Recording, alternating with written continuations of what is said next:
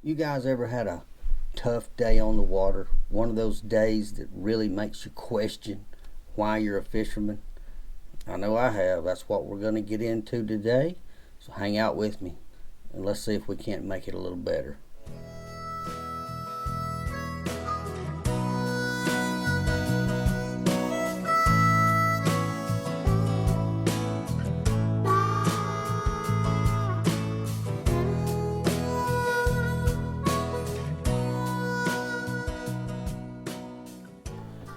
Alright, guys, when I'm talking about a tough day out on the water, I'm talking about days that will make you think about coming home and selling all your stuff.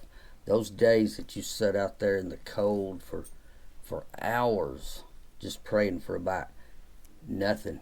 And you go home with your tail between your legs. Those are the days that I actually think about changing sports and playing golf or something. But if you hang in there, those days will come around, they'll leave, and the fish gods will eventually smile on you again, as they do me, and fish will once again get back in my boat. And we're going to see if we can come up with some alternatives to help you get less of those bad days and more of the more productive days, uh, so that we don't have to worry about the fish gods quite so much. Hang out. Let's see what we can come up with.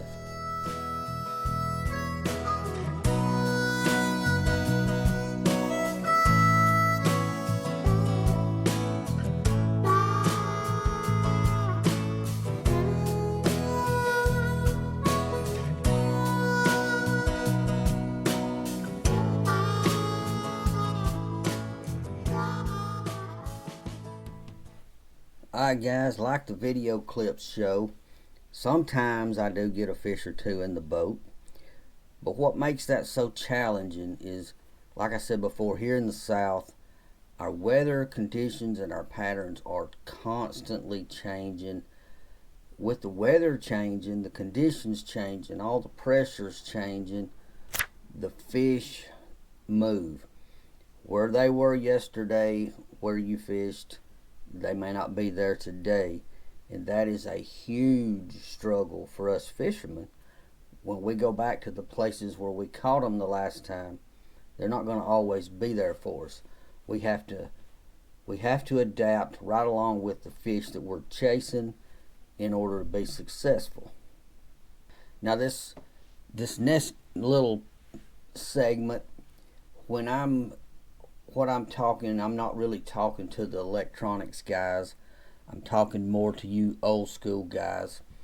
Let's say you're in a kayak, you're in a canoe, you're in a john boat, or you're in a bass boat and your electronics are out. Where should you start during the winter to go and try not to spend all day and put up a big fat zero on the board? Well, I want to look at it systematically. I know generally in the winter your fish move out deep. That's not the case with all the fish, and I perfectly well understand that. But I want to look deep off the bank to start with. So I'm going to go look for points. That's going to be one of my first things that I want to run. And if I'm fishing without electronics, and I used to do that a lot, I have a small fish finder now. But as I'm fishing, I want to start out deep off that long sloping point. Doesn't matter what you're using as far as I'm concerned. I think a worm, a Carolina rig, a crankbait, a jerk bait, whatever you want to throw. I want to start out deep, and I want to position my boat so I can throw in the wind and bring it back with the wind across that point if possible. Now, I'm going to fish deep. I'm going to get out, and when I say deep, I mean 20 feet deep or more. I want to get out there and position myself so I can stay put, whether it's an anchor or if you're spot locked or however you're there. I want to fan cast that point. If nothing's happening, I don't want to just give up I want to move up the water column. I want to move up that point, around the side of that point, put myself in 10 to 15 feet of water. I want to use my same baits. And you may have 2 or 3 baits. You may throw a Carolina rig, you may throw a worm or a jig or whatever you're throwing. Work those different water columns until you think, hey, there's nothing here. So now I'm going to move up to the next level. I'm going to go up to the mid-range, 10, 15 feet. I'm going to work and I'm going to fan cast all around. And if I still don't have a bite, I'm going to move shallow. And hopefully you'll get a bite. If not, don't spend, a lot more time. Move on to the next point. Run 2 or 3 points. After 2 or 3 points, if you've covered all those bases, you're either going to know, hey, I got 2 bites.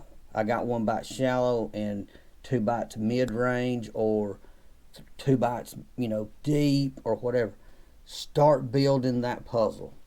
Build it and work it down the lake, back up the lake, unless you've got no bites, and that's also telling you something. It's telling you that, hey, maybe points are not the thing today.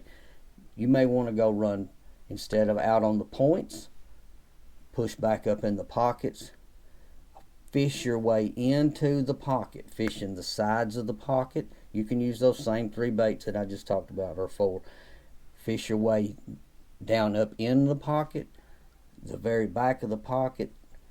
A lot of these pockets that we fish around here will have a little ditch coming out.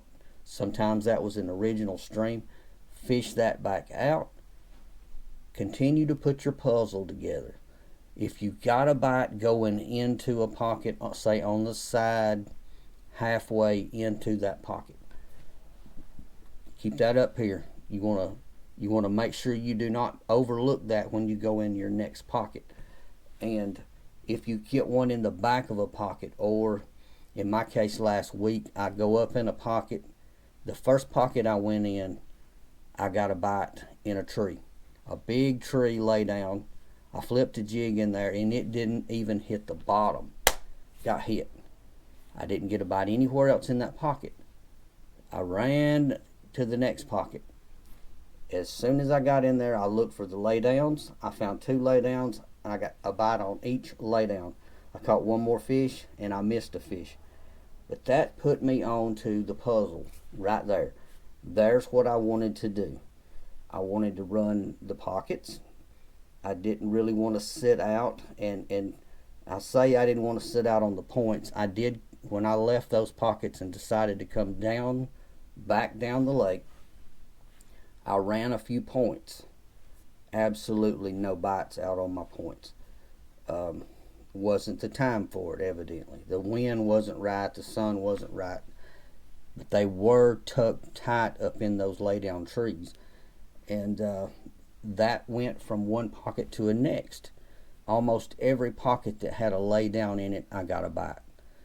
That is crucial to don't spend a lot of time.